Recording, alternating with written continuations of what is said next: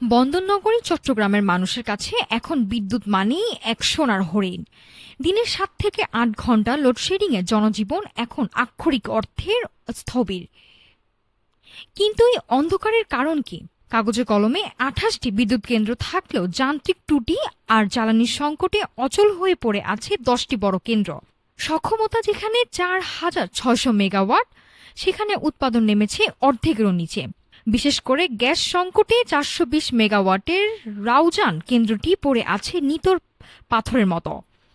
এই সংকটের সবচেয়ে বড় শিকার চলমান এসএসসি পরীক্ষার্থীরা।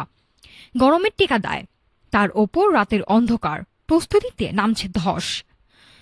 বিদ্যুৎ বিভাগ বলছে চাহিদার তুলনায় জাতীয় গ্রিড থেকে সরবরাহ মিলছে কম, আর গ্যাস কোম্পানি বলছে মন্ত্রণালয়ের নির্দেশ ছাড়া রাউজানের মতো কেন্দ্রগুলোতে সরবরাহ বাড়ানো সম্ভব নয়। একদিকে ৩৪ ডিগ্রির ওপরে উত্তপ্ত তাপমাত্রা, অন্যদিকে বিদ্যুৎ কেন্দ্রগুলোর অচল দশা। কার্যকর সমন্বয় না হলে চট্টগ্রামের এই অন্ধকার সহসা কাটছে না, এমনটাই আশঙ্কা সংশ্লিষ্টদের। নাফিসা সামিয়া, ঢাকা টুডে।